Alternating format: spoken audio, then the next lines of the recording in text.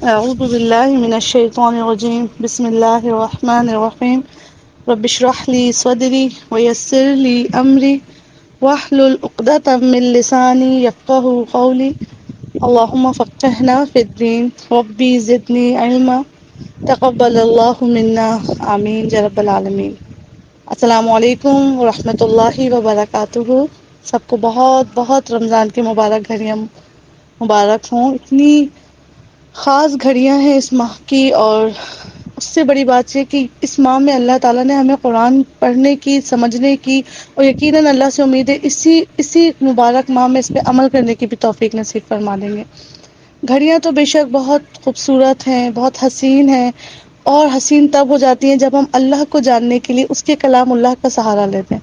لیکن دنیا میں بہت ساری آیات ہیں اللہ کی، دنیا میں پہاڑ ہے، میاں بیوی کا تعلق ہے، بچوں کا پیدائش ہے، زمین ہے، آسمان ہے، چرند پرند، ہر مخلوق، یہ پوری دنیا اللہ تعالیٰ نے بطور آیات، بطور نشانی پیدا کی۔ لیکن اللہ کی ذات سے جس چیز کی نسبت بہت خاص ہے وہ اللہ کا کلام، ایز اٹ از، جیسی اللہ بات کرنا چاہتا ہے ویسی کی ویسی اس قرآن مجید میں موجود ہے۔ اور میرا اور آپ کا، ہم سب کا یہ ایمان ہے کہ یہ اللہ کی باتیں ہیں۔ خود اللہ تعالیٰ قرآن مجید میں فرماتے ہیں کہ اگر سارے سمندر انک بن جائیں اور سارے درخت قلم بن جائے، بلکہ اس سے بھی زیادہ آ جائیں، اور سمندر بلا لیا جائے، تب بھی تیرے رب کی باتیں ختم ہونے والی نہیں۔ یعنی یہ تو صرف 30 پارے ہیں نا۔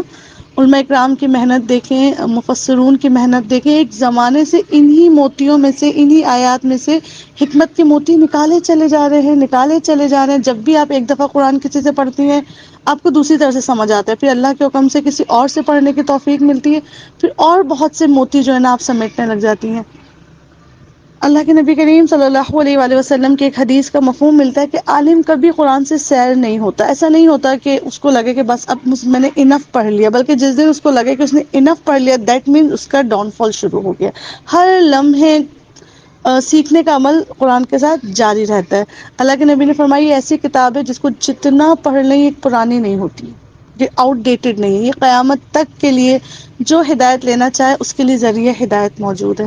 تو الحمدللہ اللہ کی محض اللہ کی توفیق سے ایک بار پھر ہم رمضان کی بہت ہی مبارک گھڑیوں میں اللہ کے کلام کے دور سے گزرنا چاہتے ہیں۔ شروع میں کچھ چیزیں کلیئر کر دوں۔ دیکھیں جی، پہلی چیز تو یہ کہ یہ جو دور قرآن ہے یہ سنت جبریل اور سنت مصطفیٰ صلی اللہ علیہ وآلہ وسلم ہے۔ ہر سال ماہ رمضان میں جتنا قرآن زمین پر رسول اللہ صلی اللہ علیہ وآلہ وسلم کے مبارک دل پہ اتار دیا جاتا تھا، اتنے کی ریویژن دہرائی ہوا کرتی تھی۔ حضرت جبریل سناتے تھے، رسول عربی سنا کرتے تھے، پھر رسول اللہ سناتے تھے، پھر جبریل امین سنا کرتے تھے۔ قربان جائیں سننے والے پر بھی اور سنانے والے پر بھی۔ ٹھیک ہے، اسی کی سنت اب ہم آگے سے لے کر چلتے ہیں۔ وہ چونکہ عربک زبان سمجھتے تھے، ان کی مدر ٹنگ عربک تھی، تو ہم چونکہ اردو زبان سمجھتے ہیں، ہماری زبان جو ہے وہ آپس میں بات کرنے کی اردو ٹرمز ہے، تو ہمیں یہ ہے کہ ترجمے کا سہارا لینا پڑتا ہے۔ لیکن جو بات حقیقتاً عربی ٹو عربی میں سینے میں جگہ پکڑتی ہے، کیونکہ وہ زبان اللہ کی سلیکٹڈ ہے، ڈیفینیٹلی کچھ نہ کچھ تو ایسا خاص ہے نا، بلکہ میں کہتی ہوں کچھ نہ کچھ نہیں، بہت کچھ عربی میں بہت خاص ہے باقی زبانوں سے۔ کوئی وجہ ہے جو اللہ تعالیٰ نے اپنے محفوظ کلام کے لیے جو زبان سلیکٹ کی وہ عربک ہے۔ کوشش کریں آپ عمر کے جس حصے میں بھی ہیں عربک سیکھنے کی کوشش کریں، یہ ارادہ کر لیجیے، مشکل نہیں ہے۔ دیکھیں دنیا میں ایک سے دوسرے شہر میں جانا ہوتا ہے، بسنا ہوتا ہے، رہنا ہوتا ہے، وہاں آپ کو جانے سے پہلے انگلش کے جو پیپرز دینے ہوتے ہیں وہ ہوتا ہے، آپ کو پتہ ہے وہاں جانے کے لیے آپ کو نیشنلٹی ہولڈر بننے کے لیے کچھ ان کی ریکوائرمنٹس دینی ہوتی ہیں۔ یہ دنیاوی ممالک میں سیٹل ہونے کی ضروریات ہے، تو ڈیفینیٹلی مجھے اس قرآن کے ساتھ اپنی ایک سیٹلمنٹ بنانی ہے۔ اس کتاب کی گو کے سینکڑوں زبانوں میں قرآن کے متراجم ہو چکے ہیں، لیکن وہ تشف نہیں پوری ہوتی جب تک عربک ٹو عربک قرآن کو نہیں سن لے۔ تو پہلے یہ بتا دیا کہ یہ سنت جبریل ہے۔ دوسری چیز یہ کہ دور قرآن بیسکلی اس کو ایسے سمجھ لیجئے کہ ہم نے چند دن میں، گنتی کے 28 سے 29 دن میں 30 سپاروں سے گزرنا ہے انشاءاللہ تعالی، اللہ چاہے گا تو۔ اب میں اگر آپ کو ایک ایک آیت کا شان نزول، اس کی ڈیٹیل، اس کی تفسیر، اس کے بارے میں مفسرون کی جو رائے ہیں، اور ہر آیت کے ساتھ کسی حدیث کا کوٹ دینے لگ جاؤں تو غالباً ہم اس طرح سے اس کا جو ہے نا دور کمپلیٹ نہیں کر پائیں گے۔ بس ہم ایک دفعہ آپ کو گزار دیں گے، ٹھیک ہے؟ آپ کے لیے بہت ساری باتیں ایسی ہوں گی جس میں آنکھیں ایسے اسکرول ہو کے باہر آ جائیں گی، ہیں یہ بھی قرآن میں لکھا ہوا ہے۔ ایک ٹیسٹ دینا ہے ہمیں آپ کو، جیسے لائک آپ کے گھر کوئی گیسٹ آیا اور آپ نے بہت تھوڑی سی وقت کی وہ میٹنگ ہے اور آپ نے اس کے سامنے ہر طرح کی ڈشز سرو کر دی، ایک پلیٹر بنایا جس میں میٹھا، نمکین، ہلکا سا کسیلا اور باربیکیو، جو کچھ آپ کو بنانا آتا تھا، آپ نے اس کا ایک پلیٹر ڈیزائن کیا اور اپنے گیسٹ کو پیش کر دیا۔ اب تھوڑا سا وقت ہے، اس نے اس تھوڑے سے وقت میں اس کھانے کا ٹیسٹ بھی کرنا ہے، اس کھانے کے ہر کمپوننٹ کو بھی چکھنا ہے جتنا آپ نے پلیٹر پہ جو ہے نا ڈویژن کی ہوئی ہے۔ اس ٹائم اگر وہ آپ سے کہنے لگے کہ نہیں جی اب آپ مجھے نا ان 3 میٹھوں کی بھی ریسیپی بتا دیں، جو چیز منہ میں ڈالے اور بس مجھے بھی اس کی بھی ریسیپی چاہیے، اس کی بھی ریسیپی چاہیے، تو اس ٹائم وہ کھانے کو اپنے اندر ٹھیک سے لے نہیں سکے گا، اور وقت کی کمی کی وجہ سے آپ اس کو ہر چیز کی ریسیپی بتا نہیں سکیں گے۔ تو آپ اس ٹائم کیا ایک حکمت والا جواب دیں گے، آپ ریلیکس ہو کے کھا لیجیے، یہ سب میں نے آپ کے لیے تیار کیا ہوا ہے، کبھی فرصت میں آئے ہم آپ کو ڈیٹیل سے اس کی ریسیپیز بتائیں گے۔ سیم ایز اٹ از، یہ جسٹ ایک ایگزامپل تھی، سیم ایز اٹ از ہم آپ کو جب دور سے اللہ کے توفیق سے گزرواتے ہیں تو قرآن کے مختلف جو ٹیسٹ ہیں وہ چکھا دیتے ہیں، ہم آپ کو قرآن کے مختلف جو رنگ ہیں وہ دکھا دیتے ہیں کہ بھئی دیکھیں یہ جنت کا ذکر ہے، یہ جہنم کا ذکر ہے، ماننے والوں کے لیے یہ آسانیاں ہیں، نہ ماننے والوں کے لیے یہ مشکلات ہیں، دنیا کی حقیقت یہ ہے، آخرت کی حقیقت یہ ہے۔ اس قرآن میں دیکھیں جی آپ کا ماضی بھی ہے جب آپ روحیں بنا کے عہد الست کے وقت میں آسمانوں پہ تھے، اس قرآن میں آپ کا حال بھی ہے، مین وائل آپ جس پوزیشن میں ہیں، جوانی میں، ادھیڑ عمر میں، جس بھی ایج میں ہے، اور اس قرآن میں آپ کا مستقبل بھی ہے، قبر ہے، برزخ ہے، حشر ہے، پلصراط ہے، اور انٹرنس آف جنت اینڈ جہنم ہے۔ اس قرآن میں ہم آپ کو بتا دیتے ہیں کہ حساب کتاب کا ذکر ہے، پچھلی قوموں کے زوال اور عروج کی قصے کہانیاں ہیں، مثالوں سے اللہ تعالیٰ نے باتیں سمجھانی چاہیے، یہ سب کچھ ہے۔ ایک ٹیسٹ ڈیولپ ہو جاتا ہے، ایک جانا پہچانا سا کلام لگنے لگتا ہے۔ پھر آئے رمضان کے بعد، صرف رمضان میں نہیں پڑھنا قرآن، موسمی مینڈک بن کے نہیں کرنا دین کا کام، اس کے ساتھ استقامت اور مستقل مزاجی کے ساتھ جڑ جانا ہے۔ جس کو ایک ٹیسٹ ڈیولپ ہوا، اب وہ رمضان کے بعد ڈھونڈے کہ میں کہاں سے قرآن کو، اگر صرف اس کے دور میں اتنی لذت تھی، اس کے دور میں اتنی، میں نے صرف قرآن کا دورہ قرآن کیا تو مجھے اتنی چاہت ہوگی اور مزید جاننے کی، تو سوچیں جب میں ایک ایک سورہ کو اس کی ایک ایک آیت اور ایک ایک لفظ کے ساتھ پڑھوں گی سبحان اللہ، تو میں کتنا کچھ حکمت کے موتی جمع کر لوں گی۔ ٹھیک ہے، یہ کچھ دور قرآن کے بارے میں آپ کیونکہ ہو سکتا ہے آپ میں سے بہت سی خواتین for the very first time دور قرآن سے گزر رہی ہیں۔ تھوڑی سی فضائل قرآن کے بارے میں بات کر لیتے ہیں۔ بہت یہ حدیث ہم سنا کرتے تھے، بلکہ مجھے آج بھی یاد ہے جب ہم نے پہلی دفعہ نورانی قاعدہ اٹھایا تھا اپنے ہاتھوں میں، تو اس کے اوپر یہ والی حدیث لکھی ہوئی ہوتی تھی، خیرکم من تعلم القرآن وعلمہ۔ حضرت عثمان غنی روایت کرتے ہیں کہ محبوب مصطفیٰ صلی اللہ علیہ وآلہ وسلم نے فرمایا کہ تم میں سے بہترین وہ لوگ ہیں جو قرآن کو سیکھیں اور سکھائیں، یا تو اسٹوڈنٹ بن کے رہیں قرآن کے، یا پھر مبلغ بن کے رہیں، اور سونے پہ سہاگا کے ایز اے اسٹوڈنٹ بھی ہوں، as a داعیہ then, as a مبلغ مدرس بھی ہوں۔ مزید رسول اللہ صلی اللہ علیہ وآلہ وسلم کی ایک بہت پیاری حدیث آتی ہے، بہت میں ہمیشہ سناتی ہوں، ہر وزٹ میں سناتی ہوں، جب کسی درس میں بیٹھتے ہیں ہم لوگ، وہ یہ کہ اللہ کے نبی کریم صلی اللہ علیہ وآلہ وسلم نے فرمایا کچھ لوگ اللہ والے ہوں گے، وہ بہت خاص ہوں گے۔ صحابہ نے کہا وہ کون ہوں گے یا رسول اللہ؟ اللہ کے نبی نے فرمایا وہ قرآن والے ہوں گے، اہل القرآن ہوں گے، اور یہی الحمدللہ ہمارا ٹائٹل ہے جب سے ہم قرآن سے جڑے۔ کوئی مسئلہ، کسی عقیدے کی پروموشن نہیں، کسی مسئلہ کی پروموشن نہیں، جسٹ اپنا کنیکشن اس کتاب سے جو ایک اللہ سے جوڑتا ہے، موحد بننے کی، وحدانیت پہ پکا ایمان لانے والی جو کتاب ہے کتاب اللہ، اس کے ہم تھامنے والے بنے ہوئے اہل القرآن۔ تو ڈیفینیٹلی اللہ سے امید ہے کہ یہ حدیث ہمارے بھی حق میں ہوگی۔ مزید رسول اللہ صلی اللہ علیہ وآلہ وسلم نے فرمایا، اللہ تعالیٰ فرماتا ہے قرآن کو تمام کلام پہ، جتنی بھی دنیا میں کتب ہیں، جتنی بھی دنیا میں علوم ہیں، اس میں علم القرآن کو، کلام اللہ کو تمام باقی کلاموں پر ایسی فوقیت، ایسی فضیلت حاصل ہے جیسے خود اللہ تعالیٰ کو تمام مخلوق پر حاضر ہے۔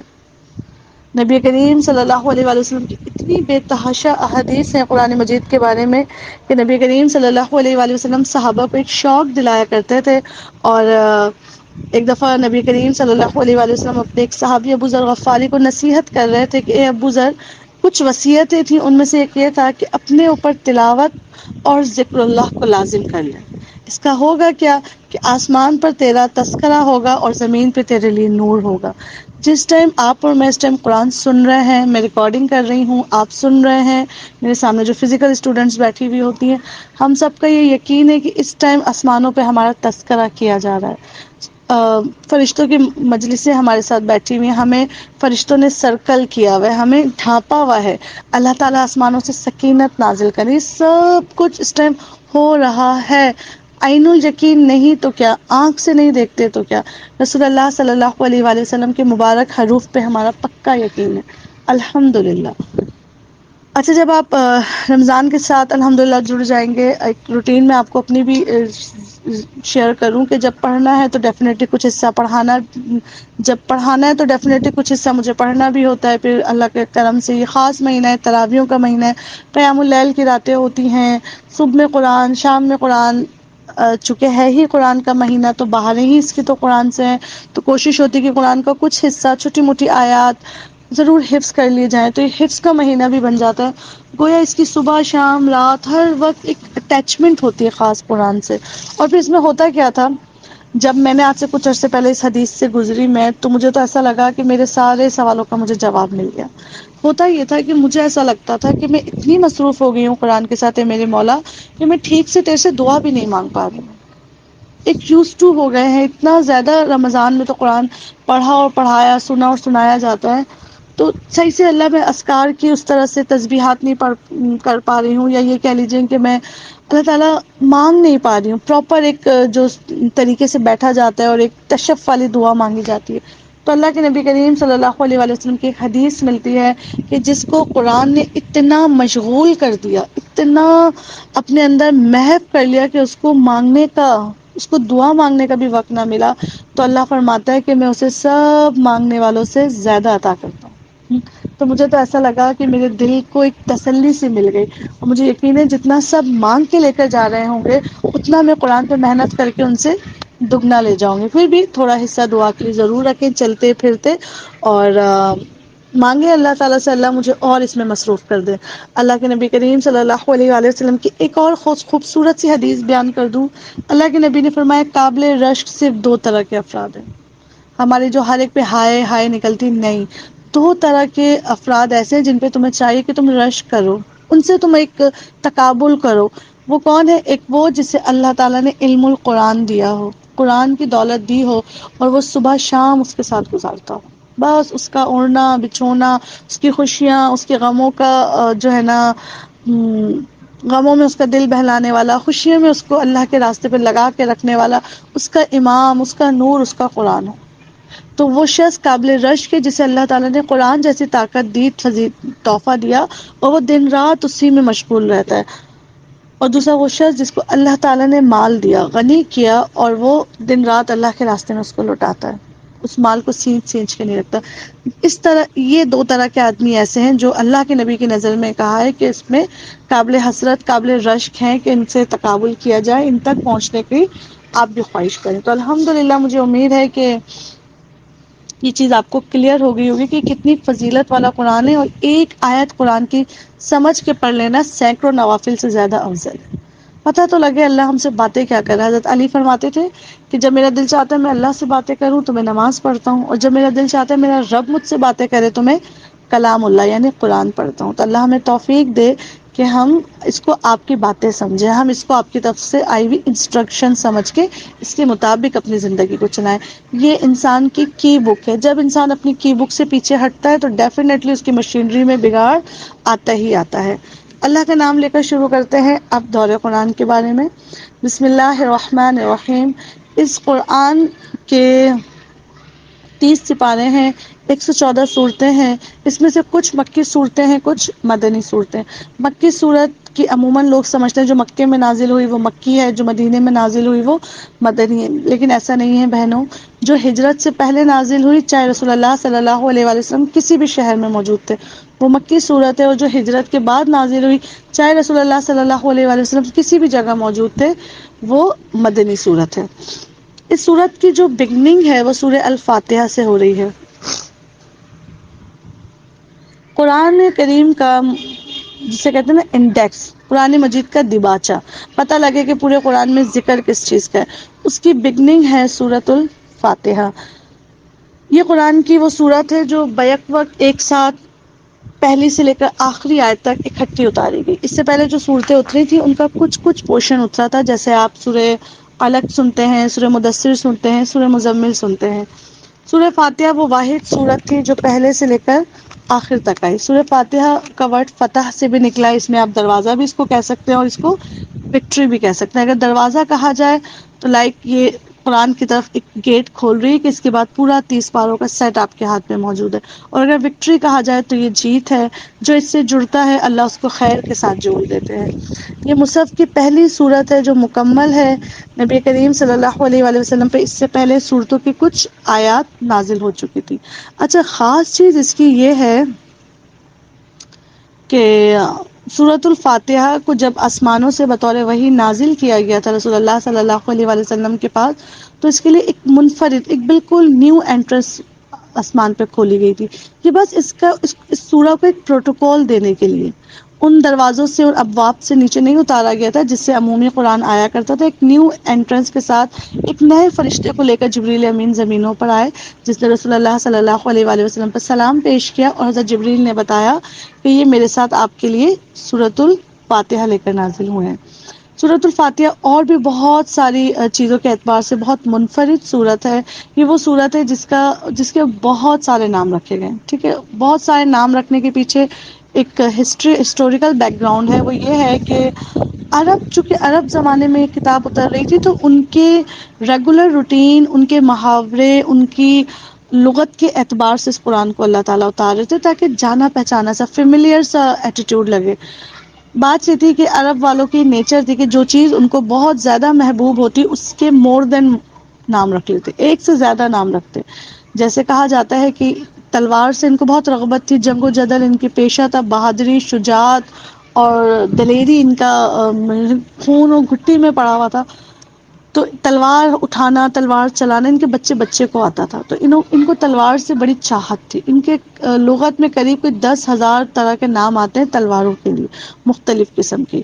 اسی طرح سے ان کا اونٹ کے ساتھ بہت، کیونکہ صحرا تھا اور صحرا کا بادشاہ اونٹ ہے، تو ان کی ریگولر سواری اونٹ تھی، تو انہوں نے اونٹ کے بہت سارے نام رکھے تھے۔ اگر اونٹ کھا رہا ہے تو اس کو یہ کہا جاتا ہے، اونٹ ایسے بیٹھ رہا ہے تو اس کا یہ نام ہے، اونٹنی حاملہ ہے تو اس کو یہ کہا جاتا ہے۔ تو بہت سارے اونٹنیوں کے نام رکھ دیا کرتے تھے۔ شراب ان کے نیچر میں تھا، شراب بہت پیتے تھے، تو یہ اپنے لیے شراب کے بھی بہت سارے نام رکھا کرتے تھے۔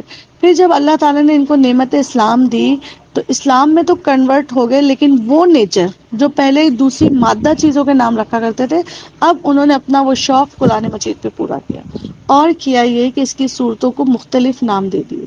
آپ سورۃ الفاتحہ چونکہ بہت خاص سورہ تھی تو اس کے نام بھی آپ دیکھیں گے کہ بہت سارے ہیں۔ ام الشفا اسے کہا جاتا ہے، اس میں شفا امبیڈڈ ہے۔ اللہ کے نبی کریم صلی اللہ علیہ وآلہ وسلم نے اس کو پڑھ کے دم یعنی کہ اپنے اوپر یہ پھونکنے کا یا اس سے شفا کی نیت سے اس کو پڑھنے کی اجازت دی ہے۔ اسے ام الشفا کہا جاتا ہے، اس کو ام القرآن کہا جاتا ہے، اس کو ام الکتاب کہا جاتا ہے، اس کو سبع من المثانی کہا جاتا ہے، اس کو الفاتحہ کہا جاتا ہے، اس کو صلاح کہا جاتا ہے، نماز، اور ایسے بہت سارے آپ کو سورۃ الفاتحہ کے نام ملیں گے۔ اس سے جسٹ ہوتا یہ ہے کہ ہمیں اس کی امپورٹنس پتہ چلتی ہے۔ بسم اللہ الرحمن الرحیم، شروع اللہ کے نام سے جو بے انتہا مہربان اور رحم کرنے والا ہے۔ تعوذ رہ گئی، اعوذ باللہ من الشیطان الرجیم، بسم اللہ الرحمن الرحیم۔ خود قرآن مجید فرماتے ہیں کہ جب آپ قرآن پڑھیں تو تعوذ پڑھ لیجئے۔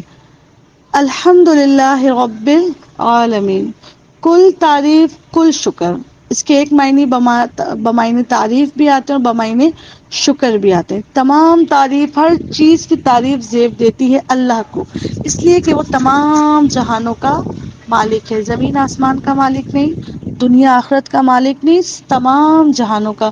ہمیں نہیں پتا اللہ تیرے کہکشائیں، تیری گلیکسیز کتنی ہیں۔ آج سائنس نے جتنی بھی ترقی کر لی، ایک آسمان دنیا کو ڈسکور نہیں کر سکے پورا، تو اس کے پیچھے تو ہمارا یقین ہے 7 اسکائز ہیں، جنت ہے، عرش معلیٰ ہے، اور بیت المعمور ہے، اور واللہ عالم کیا کچھ موجود ہے۔ تو ہماری تو عقل بہت زیادہ لمیٹڈ ہے۔ تو اللہ تعالیٰ کے لیے کیا ہے کہ کل شکر اللہ تیرا ہے، کیونکہ اس کے الحمد جیسے آپ جو دعائیں پڑھتے ہیں سو کے اٹھنے کی، کھانا کھانے کی، واش روم سے آنے کی، تو اس میں شکر کے معنی میں آپ الحمدللہ یوز کرتے ہیں۔ تو اگر الحمدللہ بمعنی شکر ادا کیا جائے تو اللہ تیرا ہی شکر ہے، کل شکر تیرا ہے۔ اور اللہ تعالیٰ نے پہلی ہی آیت میں انسان کو شکر کرنے کا طریقہ سکھا دیا۔ اور اگر تعریف کے معنی میں لیا جائے تو اللہ ایسی پرفیکٹ کائنات بنانے میں، ایسی بہترین کتاب دینے پہ، اور مجھے اس کتاب کا مجھے اہل القرآن بنا دینے میں اللہ ساری کی ساری تیری تعریف ہے، جو رب ہے تمام جہانوں کا، الرحمن الرحیم، بہت مہربان اور مسلسل رحم کرنے والا۔ یہ جو الرحمن ہے نا، جو خواتین یا بچیاں تھوڑی سی عربک سمجھتی ہوں گی، یہ وزن ہے فعلان کا، جس میں بہت زیادہ مبالغہ ہوتا ہے۔ اردو میں ہم کیا ٹرانسلیشن کریں گے کہ امی مجھے آپ سے بہت محبت ہے، اس کو آپ کیسے اسپیل آؤٹ کریں گے؟ باہتا، بہت۔ ہم اردو میں شاید اس طرح سے اپنی فیلنگز ایکسپریس کر ہی نہیں سکتے جتنی عربک میں تشدید لگا دی جاتی ہے، فعلان کا وزن ڈال دیا جاتا ہے جب کسی چیز میں مبالغہ دینا ہو۔ تو محبت کا وہ لیول اللہ جس میں بہت ایکسٹرا آرڈنری محبت ہے، تو الرحمن۔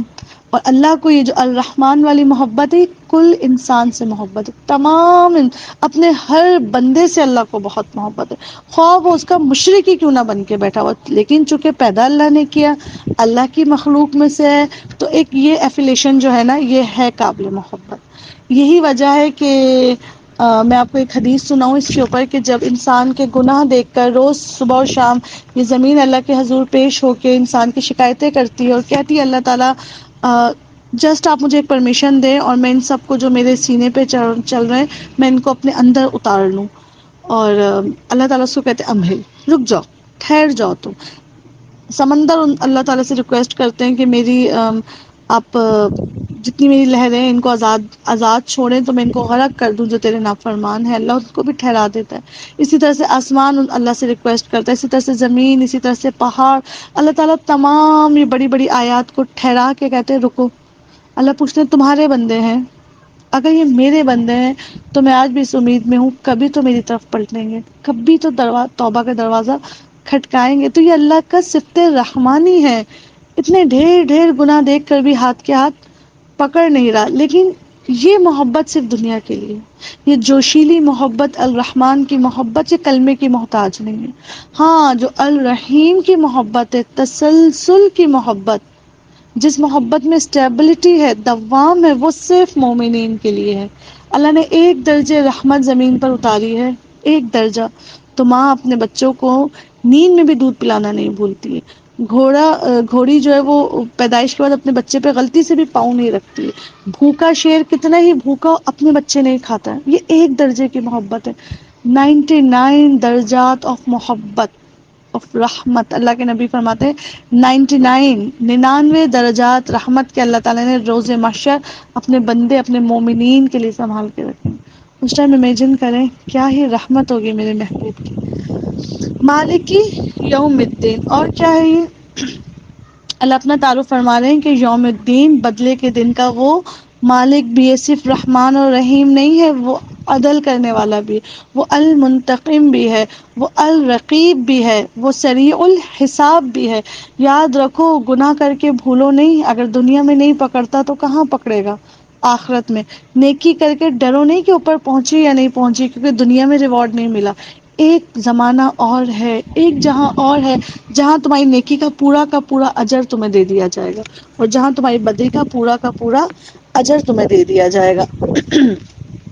ایاک نعبد و ایاک نستعین، یا اللہ ہم صرف تیری غلامی کرتے ہیں، اللہ ہم صرف تیری بندگی کرتے ہیں، وَإِيَّاكَ نَسْتَعِينُ، اور صرف تجھ سے مدد مانگتے ہیں۔ یہ ایک کانٹریکٹ کہہ لیجئے، یہ ایک معاہدہ کہہ لیجئے جو ہم ہر نماز کی ہر رکعت میں کرتے ہیں، اور کیا کہتے ہیں؟ اللہ ہم صرف تیری عبادت کرتے ہیں۔ یہ جو نعبدو کا ورڈ ہے، یہ عربک زبان میں حال کے لیے بھی یوز ہوتا ہے، مضارع کے لیے، مستقبل کے لیے بھی یوز ہوتا ہے۔ اگر یہ حال کے معنی میں لیا جائے تو ہمارا دعویٰ ہے کہ اللہ ہم صرف تیری عبادت کرتے ہیں، which is not true at all۔ ہم حقیقتاً اللہ کی عبادت اس طرح سے ابھی کرتے ہی نہیں ہیں۔ افغیر اللہ تتقون، کیا تم اللہ کے سوا بھی کسی سے ڈرنے لگی ہو؟ کیا تم اللہ کے سوا کسی کا تقوی رکھتے ہو؟ دنیا سے ڈرتے ہیں، بڑھاپے سے ڈرتے ہیں۔ دنیا کس پریشر میں آج کا انسان نہیں جی رہا؟ حکومت سے ڈرتے ہیں، ٹیکسز لگانے سے ڈرتے ہیں، لیکن انسان نہیں ڈرتا تو رب سے نہیں ڈرتا۔ تو اگر اس کو یہ کہا جائے کہ یہ ہمارے بمعنی حال استعمال ہو رہا ہے مین ٹائم کے لیے، تو یہ دعویٰ ہے جو حقیقت نہیں رکھتا۔ لیکن ایک انسینٹیو ہے کہ اگر یہ بمعنی مستقبل استعمال ہو رہا ہے، فعل مضارع کے طور پہ یوز ہو رہا ہے، تو اللہ آج تو میں ٹھیک سے تیری بندگی نہیں کرتی، بٹ آئی ڈو پرومس، لیکن مجھے ایک امید ہے کہ اللہ میں ضرور تیری بندگی کروں گی انشاءاللہ، میں ضرور ویسی بن جاؤں گی جیسا تو چاہتا ہے۔ تو ہم اس کو فعل مستقبل میں لیتے ہیں اور اپنے آپ کو ایک انسینٹیو دیتے ہیں کہ اللہ جو نیکی نہیں بھی کر سکی، مجھے امید ہے تیرے قرآن کو سن کے مجھے تو اس کی توفیق دے دے گا، کیونکہ تیرا یہ وعدہ ہے کہ جو تیری طرف چل کے آتا ہے تو اس کی طرف دوڑ کے آتا ہے۔ تو ایاک نعبد و ایاک نستعین، اور تیری بندگی کرنے میں، تیری غلامی کرنے میں، تیری بات ماننے میں یقیناً دنیا تو بہت ستائے گی، یقیناً یہ نفس بہت ستائے گا، یقیناً شیطان بہت بار اپنے رستے پہ بلائے گا، اللہ بار بار گروں گی، بار بار سنبھلوں گی، تو اللہ اس گرنے اور سنبھلنے میں تیری ہی مدد چاہیے گی، تیری بات مانوں گی، جو مشکلات ہوں گی تجھ سے ہی مدد مانگوں گی، میں شرک کی طرف میں جتنے لوگوں نے باقی وسیلوں کے کنڈے اٹکائے ہوئے، نو، اللہ تعالیٰ جب تیرا وعدہ ہے وَإِذَا سَأَلَكَ عِبَادِي فَإِنِّي قَرِيبٌ، جب لوگ آپ سے میرے بارے میں سوال کریں تو میں ان کے بالکل پاس ہوں، میں اللہ ڈائریکٹ تجھ سے مدد طلب کروں گی۔ اہدنا الصراط المستقیم، یہ سورۃ الفاتحہ کا ایک طرح سے مدعا ہے، یہ ہے حقیقی دعا۔ یہ جتنی ہم نے اوپر آیات پڑھی ہیں یہ دعا کی ایک تمہید تھی۔ جیسے بادشاہ کے دربار پہ ہم ڈائریکٹ جا کے نہیں کہتے کہ بادشاہ سلامت فلاں فلاں فلاں فلاں چیز چاہیے، پہلے تو بادشاہ کا شکر اور تعریف کرتے ہیں، اور پھر اس کو اس کی ڈومیننسی بتاتے ہیں کہ آپ بادشاہ سلامت، آپ تو پورے ٹیریٹری کے بادشاہ ہیں، پورے فلاں فلاں فلاں عالم کے بادشاہ ہیں۔ پھر اس کو بتاتے ہیں کہ آپ کی خاصیت کیا ہے۔ ہم تو اللہ کو بادشاہ مانتے ہیں نا، لارڈ آف دا لارڈ، ہم نے اللہ کو کہا اللہ ساری تعریف سارا شکریہ اللہ آپ کا ہے، کیونکہ آپ بہت بڑی ڈومیننسی رکھتے ہیں، آپ کی سلطنت عالمین کے برابر ہے، بڑے اس میں بڑے عالم جمع ہو جاتے ہیں۔ اور صفات آپ کی کیا ہے؟ کلائمیکس آف یور صفات، آپ رحمان بھی اور رحیم بھی، تو امید ہے ہم خالی ہاتھ نہیں جائیں گے تیرے دربار سے۔ اور صرف یہ نہیں اللہ، ہم تجھے تیری کبریائی کا بھی اعتراف کرتے ہیں، تیری بڑائی، تیری ملکیت کا بھی اعتراف کرتے ہیں کہ تو صرف دنیا کے شب و روز کا مالک نہیں ہے، تو بدلے کے دن کا بھی مالک ہے، وہ 50,000 سال کا ایک دن، وہ دن جس کے بعد جنت و جہنم کی پرچیاں بٹیں گی، ہمیں اس دن پر بھی اللہ تیری ملکیت کا پورا یقین ہے۔ اور پھر دیکھ میرے بادشاہ، دیکھ ہاتھ باندھ کے کھڑے ہیں تیری بندگی کے لیے، اور دیکھ ٹوٹے ہیں پھوٹے ہیں، لوگوں نے مذاق کا نشانہ بنایا، پرانے گناہ لا لا کے چہرے پہ رکھ دیے کہ ایسی تھی ایسی تھی ایسی تھی۔ دیکھ اللہ یہ تکلیف ہوتی ہے، دل دکھتا ہے ان باتوں سے، دیکھ پھر مدد بھی تجھ سے مانگنے آ گئی۔ ایک پورا ایک سنیریو اللہ تعالیٰ نے سکھایا کہ ایسے آداب ہوتے ہیں دعا کے، جس سے مانگا جا رہا ہوتا ہے اس کا حق ہے کہ اس کی تعریف کیا جائے، ایک مان کے ساتھ مانگا جائے۔ پھر اللہ تعالیٰ فرماتا ہے اب مانگو، اور سکھا بھی کون رہا ہے؟ اللہ خود سکھا رہے ہیں مانگنا۔ یہ بہت ایک خوبصورت بات لگتی ہے کہ سکھا کون رہا ہے؟ اللہ سکھا رہے ہیں، مجھ سے مانگنا نا تو اس انداز میں آ کے مانگنا۔ اور پھر کیا؟ اہدنا الصراط المستقیم، اللہ ہٹ گئی ہوں سیدھے راستے سے، اللہ پڑ گئی ہوں نفس کی خواہشات کے پیچھے، اللہ ٹوٹ کے بکھر کے تیرے پاس آئی ہوں، اللہ تو مجھے سیدھا راستہ دکھا دے، وہ راستہ جو سیدھا تجھ تک پہنچتا ہو، تیری جنتوں تک پہنچتا ہو۔ اور یہ راستہ یاد رکھیں آسان راستہ نہیں ہے۔ اللہ کے نبی نے فرمایا کہ جنت کو تو نفس پہ بھاری آنے والی چیزوں سے گھیر دیا گیا ہے، جنت کا جو راستہ ہے وہ خاردار کانٹوں سے بھرا ہوا ہے، اتنی مشقت، لیکن فائنلی کہاں پہنچے گا انسان؟ اس جنت میں جہاں کوئی تھکن اور مشقت نہیں ہوگی. اور جہنم، اس کو تو نفس پہ پسند آنے والی ہر چیز سے اللہ تعالیٰ نے انسرکل کر دیا.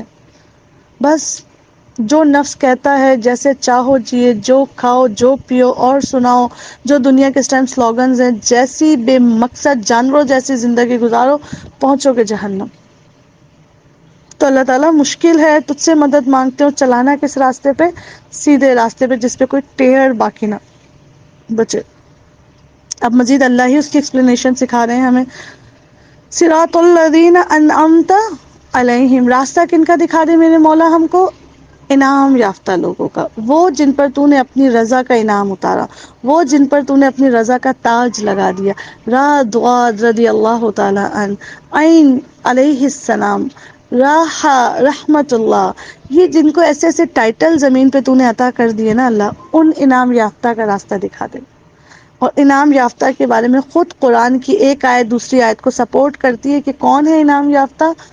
انبیاء، صدیقین، شہداء اور صالحین. انبیاء کے راستے پہ چلا دیجیے. جو انبیاء کا راستہ ہے اس میں گناہ نہیں ہے، ایسے جو نفسانی شہوات اور گناہ ہیں. جو صدیقین کا راستہ ہے، اس میں انبیاء کا ساتھ دینے پہ بڑی آزمائش ہے. جو شہداء کا راستہ ہے اس میں تو جان کی بھی آزمائش ہے. اور جو نیکوکاروں کا راستہ ہے، ہر نیکی کرنے والے کے راستے کو صالحین کا راستہ کہہ دیا گیا. تو اللہ مجھے ان کے راستے پہ چلا دیجیے.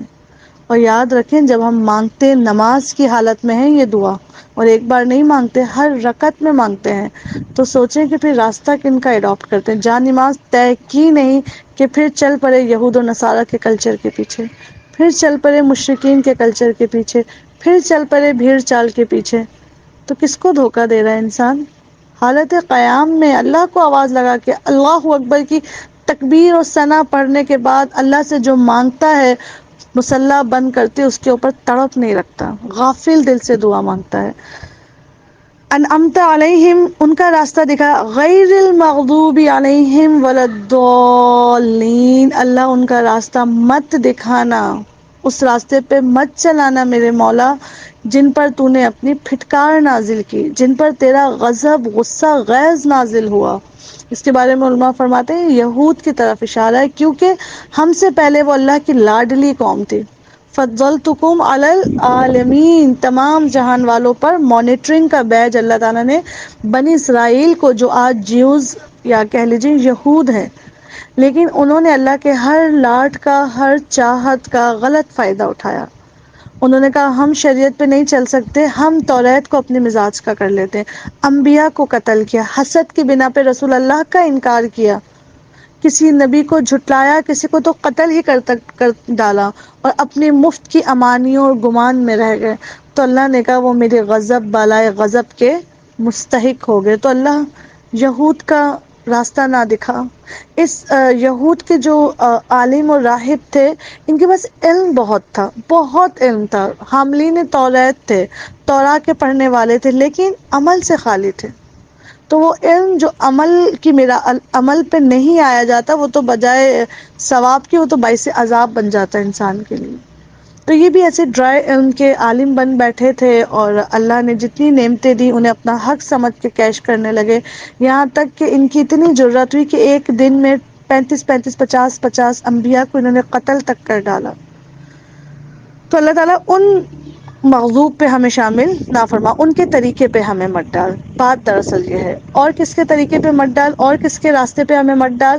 ولا الضالین، وہ جو لوگ گمراہ ہو گئے، وہ جو اپنا راستہ بھٹک گئے، وہ جنہوں نے حضرت عیسیٰ علیہ السلام کی محبت میں اتنا غلو کیا کہ نعوذ باللہ عیسیٰ ابن اللہ کہنا شروع کر دیا. تو اللہ دونوں کے لائف اسٹائل سے بچا لے، دونوں کے گزرگاہوں سے بچا لے، دونوں کے صراط، ان کے راستے سے بچا لیجیے. یہ مانگتے تو ہیں اور کرتے کیا ہیں؟ ایمانداری سے ایک لمحے کو یہاں پوز لیں. ہماری شادیوں میں کون سے کلچرز پروموٹ ہوتے ہیں؟ کیا سنتیں پروموٹ ہوتی ہیں؟ ہمارے گھر اگر اللہ کے حکم سے کوئی ہمارا پیارا دنیا سے رخصت ہو جاتا ہے تو کون سی سنتیں زندہ کی جاتی ہیں؟ ہمارے یہاں تو وہ کلچر اڈاپٹ کیا جاتا ہے جو ہندوازم میں کلچر ہے. وائٹ جوڑا پہن کے ایسے بیٹھ جاتے ہیں گویا اللہ کے نبی نے حدیث اتاری تھی. مفت کی بدعات ہم نے پال لی ہیں اور اپنے کمر پہ خود ہی بوجھ لا کے ڈال دیا ہے۔ تو اللہ تعالیٰ ہمیں ایسی تمام امور سے محفوظ فرما دے جن میں ان دونوں امتوں کی کوئی شائبہ بھی موجود ہے۔ اللہ کے نبی نے ایون یہ کہ عبادات میں بھی ان کی مشابہت کو پسند نہیں فرمایا، کہاں یہ کہ انسان ڈیلی لائف میں ان کی شباہت پہ چلا جائے۔ اللہ کے نبی کریم صلی اللہ علیہ وآلہ وسلم کی دو حدیث سن لیجئے، بہت امپورٹنٹ۔ اللہ کے نبی نے فرمایا میری امت سابقہ امتوں سے اتنی ریزمبلنس رکھیں گی، اتنی فیملیئر ہونے لگیں گی، ایک جیسی ہونے لگیں گی جیسے پاؤں کی دو چپلیں ہوتی ہیں، بالکل ایک جیسی۔ ایک جگہ رسول اللہ نے فرمایا جو کچھ سابقہ امتوں نے کیا ہوگا وہی سب کچھ میری امت بھی کرے گی۔ وہ گو کے بل میں گھسے گی تو یہ بھی گو کے بل میں گھسیں گے، وہ اپنی ماؤں سے زنا کر بیٹھیں گے تو یہ بھی اپنی ماؤں سے زنا کر بیٹھیں گے، اتنی ریزمبلنس۔ اور پھر رسول اللہ نے ڈیڈ لائن یہ دی کہ جو جس قوم کی شباہت اختیار کرے گا، چاہے اس کا ڈریسنگ کوڈ اڈاپٹ کر لے، چاہے اس کے سیلیبریشن اینڈ فیسٹیولز اڈاپٹ کر لے، with due respect birthdays ہمارا کلچر نہیں ہے، مائیوں، مہندی، ڈھول کی night, none of our culture, کچھ بھی مکس گیدرنگز، بسنت، ہولی اور اس طرح کے جو بھی کلر فیسٹیولز کے نام پہ جو بے شرمی بے حیائی کی جاتی، کانسرٹس لیول کی get togethers, new year nights, Saturday night packages, یہ ہمارا کلچر قطعی نہیں ہے۔ یہ جن کا کلچر ہے ان کا نام اللہ نے بتا دیا میرے غصے کے گرفتار، میرے غصے میں گرفتار لوگ ہیں۔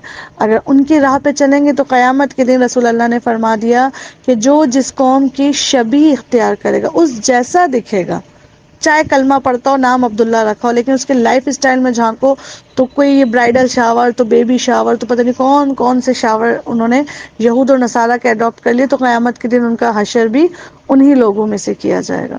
اور رسول اللہ نے فرمایا جو جس سے محبت رکھے گا، قلبی تعلق رکھے گا، اسی کے ساتھ اس کو اٹھایا بھی جائے گا۔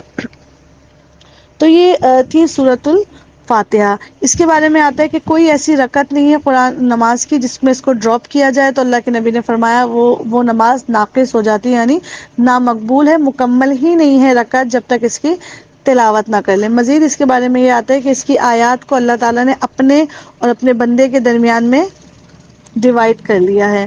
جب انسان کہتا ہے الحمدللہ رب العالمین تو اللہ تعالیٰ اس کی اس بات کو سنتا ہے اور اس چیز کے بدلے میں جواب دیتا ہے کہ میرے بندے نے میری حمد و ثنا بیان کی۔ جب الرحمن الرحیم کہتا ہے تو اللہ تعالیٰ بیان فرماتے ہیں، مفہوم ملتا ہے کہ اس نے میری صفات رحمانی کا تذکرہ کیا۔ جب مالک یوم الدین فرماتا ہے بندہ تو اللہ تعالیٰ فرماتے ہیں اس نے میری ملکیت کا، میری کبریائی کا اعتراف کیا۔ پھر اللہ تعالیٰ فرماتے ہیں ایاک نعبد و ایاک نستعین، یہ میرے اور میرے بندے کے درمیان ہاف ہاف ڈیوائڈ ہو چکی ہے۔ اس کے بعد اللہ تعالیٰ فرماتے ہیں کہ مانگ بندے، جو تو مانگے گا تجھے دیا جائے گا۔ تو اللہ سے امید ہے کہ اللہ تعالیٰ، ہم نے تو آپ سے صراط مستقیم مانگی، اللہ ہمیں وہ محفل عطا فرما، وہ سرکل دے دوستوں کا، وہ علمی مجالس عطا فرما جو ہمیں صراط مستقیم پر جما دے۔ اور اللہ تجھ سے دعا مانگتے ہیں، رمضان کی گھڑیاں ہیں، تیرے قرآن کو پڑھنے پڑھانے کے شوق میں جمع ہوئے ہیں، اللہ ہم سے راضی ہو جا، اللہ ہمیں گمراہیوں کے دلدل سے نکال کے راہ راست صراط مستقیم کا راہی بنا دیجیے۔ تو اس سے ایک چیز یہ بھی سمجھ آتی ہے کہ نماز میں تھوڑا ٹھہر ٹھہر کے اس کو پڑھیں تاکہ اس کا یہ حق ادا ہو سکے۔ یہاں سے سورۃ الفاتحہ شروع